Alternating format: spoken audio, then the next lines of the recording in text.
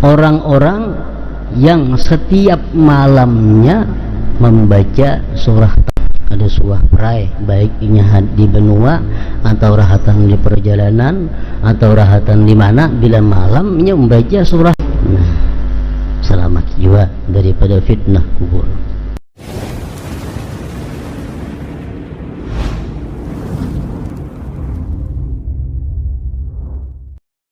Bismillahirrahmanirrahim.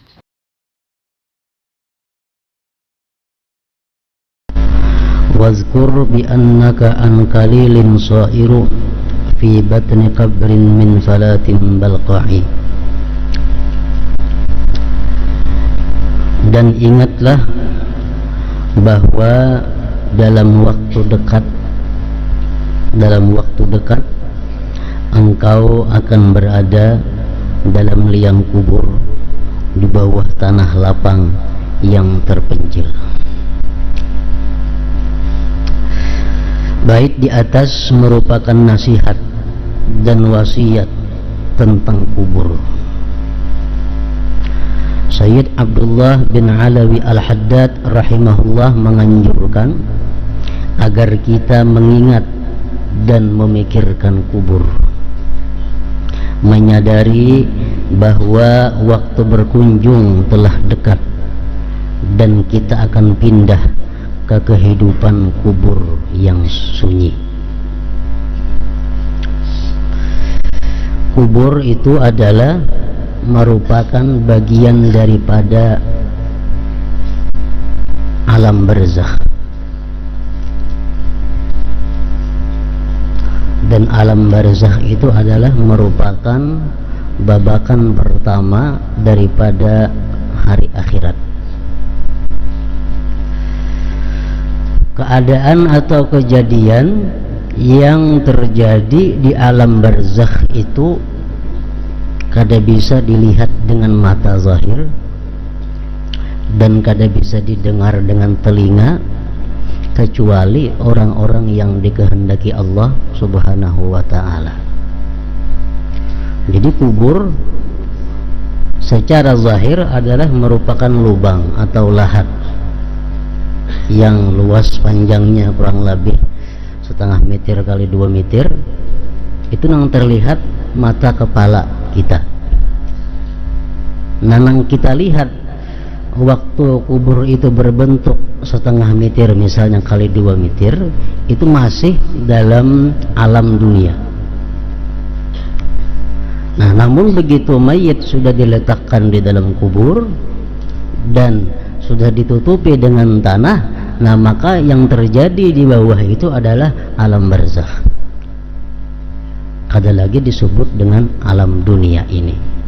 Kada kau lagi dilihat, dikontrol di bawah tanah itu dengan mata atau telinga, kecuali orang-orang yang diberi Allah ilmu mukasyafah, ilmu mengetahui hal-hal yang gaib, seperti Rasulullah sallallahu alaihi wasallam.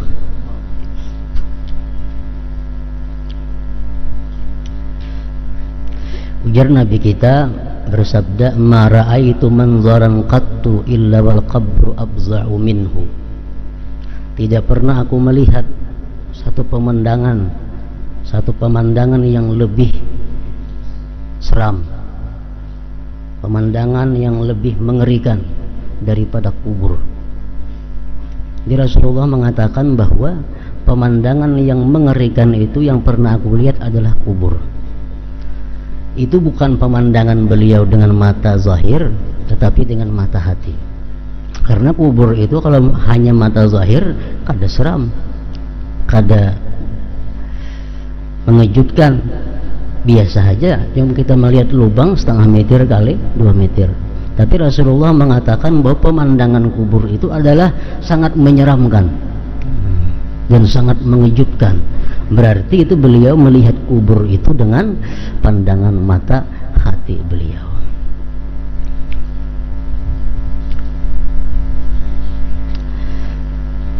Rasulullah bersabda lagi, innal qabri baghtah walau salimam au naja minha la naja Sa'd bin Mu'adz.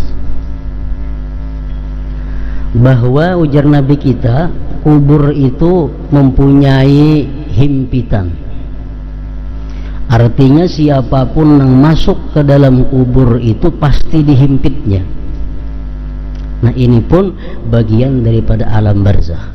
Kita kada bisa mengetahui, kada bisa melihat, membayangkan kayak apa kubur itu menghimpit.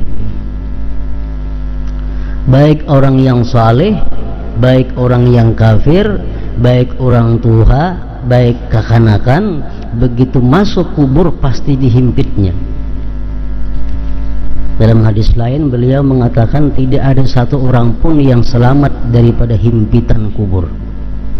Cuma berbeda-beda aja himpitannya. Jikalau ada orang yang selamat daripada himpitan kubur, ujar Nabi kita, niscaya Sa'ad bin Mu'az akan selamat daripada himpitan kubur itu. Sa'ad bin Mu'az ini adalah salah seorang sahabat Rasulullah, di mana waktu dia meninggal dunia, Nabi kita mengatakan Sa'ad bin Mu'az meninggal, aras itu bergoyang dan 70.000 malaikat ikut menyembahyangkan jenazahnya Sa'ad bin Mu'az. Pintu-pintu langit dibuka semuanya untuk menerima kedatangan rohnya Sa'ad bin Mu'az. Sa'ad bin Mu'az yang sedemikian hebat pun, kata Rasulullah, matinya tetap dihimpit oleh kubur. Nah cuma bedanya tadi, ada yang satu mat saja himpitannya, ada yang kuat himpitannya, ada yang lawas, tergantung amal kebaikan seseorang. Jadi sesuatu yang sifatnya alam barzakh, yang kada bisa dicerna akal, kada bisa dilihat mata, itu sepenuhnya kita hanya percaya kepada Rasulullah yang menceritakan dan percaya kepada Al-Quran.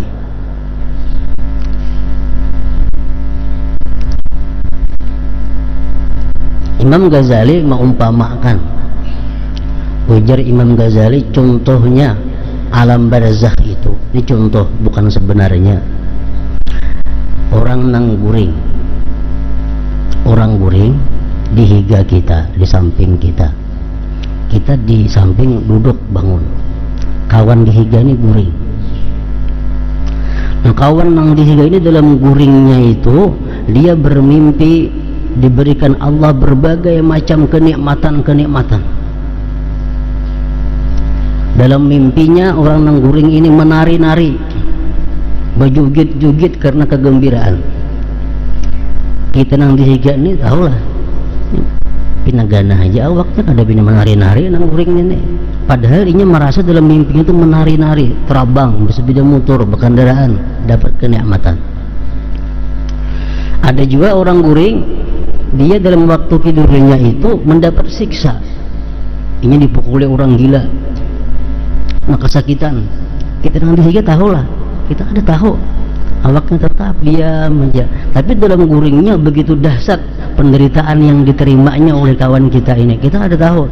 Nah itulah contohnya orang guring ini laksana berada di alam barzakh yang sudah mati. Kita mungkin berada di atas pakuburan, orang yang dalam kubur ini sangat menderita, dicambuk, dipatuk ular, digigitnya kala. Nah kita ada tahu, pada parak banalawan kubur ini. Kenapa kita kada tahu? Karena itu bagian daripada alam barzakh, bukan daripada alam duniawi.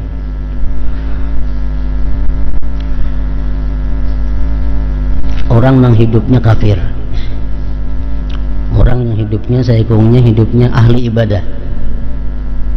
Al-Quran, hadis sudah mengatakan orang yang kafirnya akan disiksa dahsyat dalam kuburnya. Orang ahli ibadah ini, hadis mengatakan dia akan dapat kenikmatan di dalam kuburnya. Bongkar kubur itu keduanya sama aja. Kalau pun sebutin ini kuburnya mewah ada, sebutin ini kamarnya kuburnya berapi kan ada juga. Kenapa? Sebabnya karena kita melihat dengan mata kepala kita. Sedangkan yang dialami oleh dua kubur ini adalah yang terjadi pada alam barzakh itu. Di dalam kubur disebutkan oleh Rasulullah datang dua malaikat datang makhluk Allah kepada kita, makhluk yang belum pernah kita kenal. Awaknya, bentuk tubuhnya panjang besar, awaknya hirang macam balakin, matanya ganal, pokoknya menakutkan. Datangnya ke kubur itu, mendatangi orang yang hanyar di patak nih. Kalau kita berpikir dengan akal, jalan mana datangnya? Yang dalam kubur didudukkan oleh malaikat itu. Kalau duduk pada ganjaran dah. Nah, ini bicara tentang alam barzakh. Jangan lagi digunakan akal pikiran untuk menghadapi hal-hal yang seperti itu. Ini kisah alam barzakh. Jadi malaikat Munkar dan Nakir ini datang ke dalam kubur itu menghadapi, menanya, memfitnah si mayit ini sesudah mayit tadi dihimpit oleh kubur. Himpitan kubur itu merupakan ucapan selamat datang oleh kubur. Siapa yang masuk, hak dihimpitnya dulu. Sudah itu hanyar datang Munkar dan Nakir.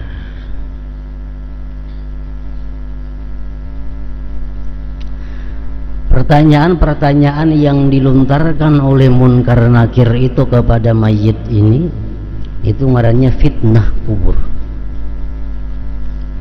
Orang yang kada berhasil dalam fitnah kubur, dia akan mendapat azab kubur. Orang yang berhasil menghadapi fitnah kubur, ujian kubur, dia akan selamat daripada azab kubur.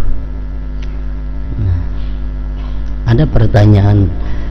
Jadi azab yang di dalam kubur itu adalah akibat dari kada lulusnya dia menghadapi fitnah. Fitnah itu artinya cobaan, ujian dalam kubur. Dan pertanyaan Munkar Nakir kepada mayit ini, apakah bahasa Arab? Kalau nang mati orang bangsa Arab, apakah bahasa Inggris kalau mati orang Inggris? Itu kada dijelaskan. Tapi yang jelas Munkar Nakir ini menanyakan kepada mayit dengan kata-kata yang dimengerti oleh mayit, yang dimengerti oleh seseorang yang sedang ditanya itu. Dan pertanyaannya, banyaknya soal itu kada rata tiap-tiap orang. Ada soal nang selengkapnya, ada soal sebuting dua aja, jadi kada sama. Munkar Nakir itu memberikan pertanyaan nang lengkap. Itu pertanyaan Munkar Nakir ditanyakan kepada kita, ujar Munkar Nakir, mar rabbuka wa man nabiyyuka wa man nabiyyuka wa ma imamuka wa ma kiblatuka wa man ikhwanuka wa man ikhwanuka wa ma i'tiqaduka wa ma taqulu bihadzal rajul. Nah, kalau macam itu pertanyaan itu selengkapnya. Marabbuka, siapa Tuhan engkau? Wa man nabiyyuka, siapa nabi engkau? Wa ma imamuka, apa imam engkau? Wa ma kiblatuka, apa kiblat engkau? Wa man ikhwanuka, siapa kawan-kawan engkau? Wa ma i'tiqaduka, dan apa i'tiqad engkau? Wa ma taqulu bihadzal rajul, apa yang kamu kata tentang ini laki-laki? Hadir di kubur itu ada seorang laki-laki. Laki-laki ini siapa? Nah, bahasa kitanya. Orang yang beriman akan mudah menjawab pertanyaan itu. Allahu Rabbi, Allah Tuhanku, wa Muhammadun nabiyyi, Muhammad nabiku, wal Qur'anu imami, Quran imamku, wal Ka'batu, Ka'bah kiblati, kiblatku, wal muslimun, orang-orang Islam, ikhwani, kawan-kawanku. La ilaha illallah Muhammadur Rasulullah, i'tiqadi, i'tiqadku. Wa hadzal rajul, ini laki-laki, huwa ialah Muhammadun sallallahu alaihi wasallam alladzi ja'ana bil bayyinati wal huda. Ini laki-laki adalah Muhammad yang datang kepada kami membawa petunjuk dan keterangan. Itu kalau dia beriman, dia akan dapat menjawab pertanyaan itu. Jadi setiap orang mati di dalam kubur itu pasti ada dihadirkan Nabi kita. Pasti ada dihadirkan Nabi kita. Ditakuni, ini siapa? Kalau kita dalam dunia kita beriman, kita akan dapat menjawab, hadza Muhammad Rasulullah ja'ana bil huda wal bayyinat. Ini adalah Muhammad Rasulullah yang datang kepada kami dengan petunjuk dan keterangan. Nah, kalau macam itu untuk menjawab itu, bujur jawabannya, terdengar suara dari langit, qad sadaqa abdi, telah benar hambaku, telah benar hambaku. Lalu ada perintah Allah lagi selanjutnya kepada malaikat-malaikat itu, fa'aprisuhu minal jannah, ambilkan dia hamparan daripada surga. Wa albisuhu minal jannah, beri pakaian dia dari pakaian surga. Waftahu lahu baban minal jannah, bukakan bagi dia pintu dari surga. Lalu dia mendapat bau harum-haruman surga dan segala macam kenikmatan surga. Nah, orang yang macam ini di dalam kuburnya kada terasa kiamat hari. Walaupun kiamat itu mungkin ribuan tahun lagi, tapi oleh karena kenikmatan-kenikmatan yang diterimanya kada terasa, begitu cepatnya terjadinya kiamat. Dibangkitnya orang di dalam kubur. Nah, lain halnya orang-orang munafik, orang-orang yang durjana, orang-orang yang lebih banyak dosa daripada pahalanya. Begitu ditakuni dia, marabbuka, dijawabnya kada ada bayangan apa jawabannya. Waman nabiyuka, wama imamuka, kada tahu juga. Apa kiblat, kada tahu juga. Ini laki-laki ini siapa, kada kenal. Nah, hanya turun ada bunyi suara dari langit yang mengatakan, kadzaba abdi, ini hambaku ini pendusta, hambaku ini pendusta. Fa'aprisu lahu minan nar wa albisuhu minan nar waftahu lahu baban minan nar. Ujar Tuhan, wahai malaikat, cariakan hamparan daripada neraka, ambilkan pakaian daripada neraka, bukakan pintu neraka ke kubur ini sehingga hawa panas neraka selalu masuk ke dalam kubur itu. Ini semuaan adalah alam barzakh yang kadang-kala kita lihat dengan mata kita, kadang-kala kita dengar dengan telinga kita. Makanya ujar Nabi kita, al-qabru imma hufratun min hufarin niran aw rawdatun min riyadil jannah. Kubur itu adalah ada kalanya satu jurang daripada jurang-jurang yang ada di neraka, atau kubur itu merupakan satu taman dari taman-taman surga. Nah, bagi orang yang matinya beriman, orang yang selamat berhasil daripada fitnah kubur, dia kubur itu laksana taman daripada taman-taman surga. Makanya rancak kita berdoa kalau itu, Allahumma ja'al kuburahum min riyadil jannah, ya Allah jadikan kubur mereka itu taman surga. Wala taj'alhum hufratan min hufarin niran, jangan kau jadikan kubur mereka itu jurang daripada jurang api neraka. Nah, jadi kubur, fitnah kubur wajib kita percaya kepadanya bahwa itu adalah hak benar. Nah, kemudian lagi yang wajib kita percayai adalah azabul qabr, azab kubur, termasuk keimanan yang wajib percaya bahwa di kubur itu ada azab atau nikmat. Itu wajib kita percaya. Ada yang berupa ular azabnya, ada yang berupa kala, ditambah lagi dalam kubur itu ada berupa api yang dikirimi Allah kepada orang-orang yang fasik, yang kafir kepadanya. Dalam beberapa hadis Rasulullah Sallallahu Alaihi Wasallam menyatakan ada beberapa kelompok manusia yang terhindar daripada fitnah kubur. Artinya dalam kubur inya ini kada dicoba, dalam kubur inya kada diuji, otomatis selamat daripada azab. Karena azab itu sesudah ujian. Kalau orang itu terhindar daripada ujian, kalau orang itu terhindar daripada pertanyaan munkar nakir, otomatisnya kada diazab. Pertama, ujar Nabi kita, yang selamat daripada fitnah kubur itu adalah orang yang mati sebagai syuhada fisabilillah. Orang yang matinya terbunuh dalam peperangan di jalan Allah. Ini matinya los, artinya kada tahu ujian, kada tahu tes, kada tahu, ini tahu selamat dalam surga. Yang kedua, ujar Nabi kita, orang-orang yang mati dalam keadaan murabita. Murabita ini orang-orang yang tugasnya menjaga perbatasan antara Islam dan bukan Islam. Bisa kampung, ini kampung Islam, sebelahnya balah kampung kada Islam. Inya ini tugas gawiannya menjaga perbatasan ini, nah berkeliling jaga perbatasan. Walaupun kada perang, cuma tugasnya menjaga perbatasan supaya orang kafir jangan masuk. Nah ini pun kalau inya mati selamat daripada fitnah kubur. Yang ketiga, orang yang mati malam atau siang Jumat.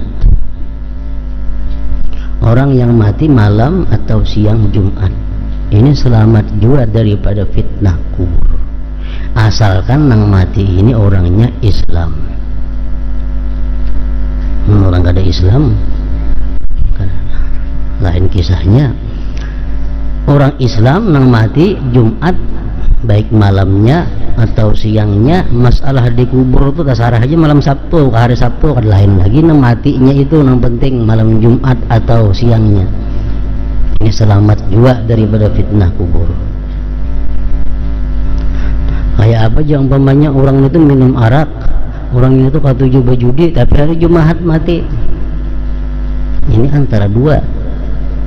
Barangkali inya ini sebelum mati itu diberi Allah tobat dahulu mati, atau dia waktu mati itu dicabut imannya, kada berfungsi lagi hari Jumatnya tuh. Hari apa kayaknya mati iman sudah dicabut dahulu, kada ada gunanya lagi. Nah jadi misalnya ada kawan kita Islam malam sembahyang baru kadainya, nah gawiannya macam-macam, timbul mati malam Jumat. Kalau ini Allah sayang, Allah berikan dia tobat sebelum beberapa saat sebelumnya mati, sehingga dihabiskan dosanya, dicabut malam Jumat. Atau di waktu dia menghadapi malaikat maut, imannya gugur. Karena waktu kita menghadapi malaikat maut itu macam-macam cobaan, macam-macam fitnah yang bisa mengeluarkan iman kita. Nah kalau di situ gagal, iman kita sudah keluar, walaupun mati malam Jumat, kada ada lagi nilainya.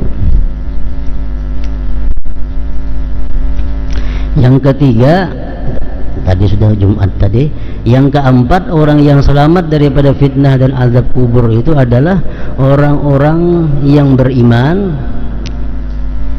yang beragama Islam, artinya yang matinya itu mati sakit parut. Man qatalahu batnuh, orang yang dibunuh oleh perutnya. Contohnya seperti orang yang karena muntabir. Nah, karena muntabir matinya adalah selamat daripada fitnah dan daripada azab kubur. Yang kelima, orang-orang yang setiap malamnya membaca surah Tabarak.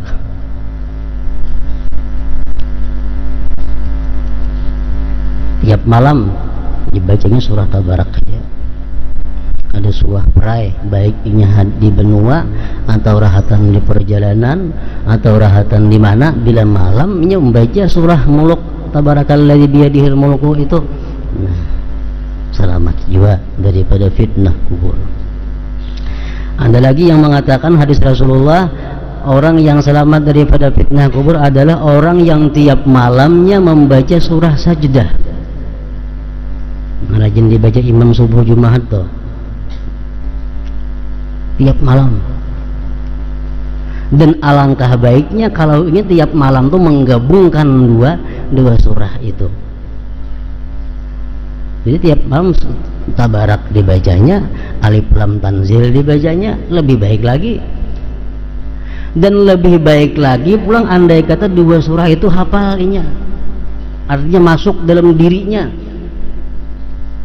lebih menguntungkan lagi di dalam kuburnya. Dan alangkah baiknya lagi kalau inya sudah hafal-hafal membaca dua surah itu di dalam sembahyang. Rakaat pertama inya baca misalnya Fatihah alif lam tanzil, ini rakaat kedua inya baca Fatihah lawan tabarakalladzi biyadihil mulku. Itu hebat lagi kalau kawat tiap malam macam itu. Nah, termasuk orang-orang yang dikatakan Rasulullah selamat daripada fitnah kubur. Artinya kada melihat munkar nakir inya, kada tahu di munkar nakir.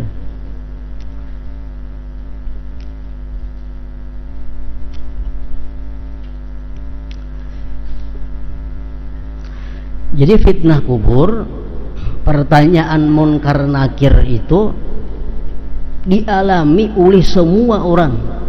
Di dalam kitab mengatakan, kitab ngarannya Al-Qiyamatus Sughra. Dalam kitab Al-Qiyamatus Sughra itu disebutkan bahwa setiap orang yang mati, baik kakanakan, baik nang tuha, baik orang kafir, baik orang Islam, baik nang matinya tinggalan di laut, baik nang matinya hancur dimakan buaya, baik nang apapun, tetap ditanya oleh munkar nakir. Nah, kecuali orang-orang yang tersebut tadi yang selamat, yang dipelihara daripada fitnah kubur.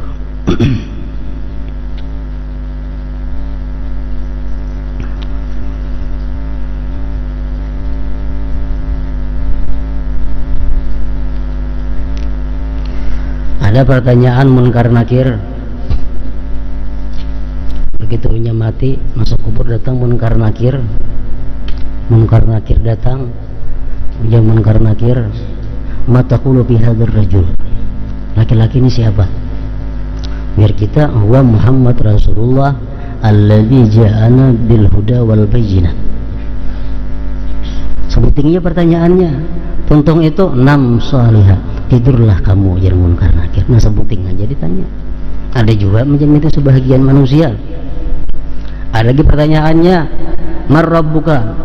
Allah rabbi. Wa man nabiyyuka? Siapa nabi engkau? Muhammadun nabiyyi. Sudah 6 salihah, tidurlah kamu. Ada juga 2 butikan itu aja. Nah, nang selengkapnya ya nang tadi. Jadi mau kita bahasa dia nang selengkapnya itu betul hulu kada betah luput kayaknya. Wa ma ya'tikaduka, apa ya'tikat engkau? Ya'tikat engkau apa? La ilaha illallah Muhammadur Rasulullah i'tiqadi. La ilaha illallah Muhammad Rasulullah adalah i'tiqadku.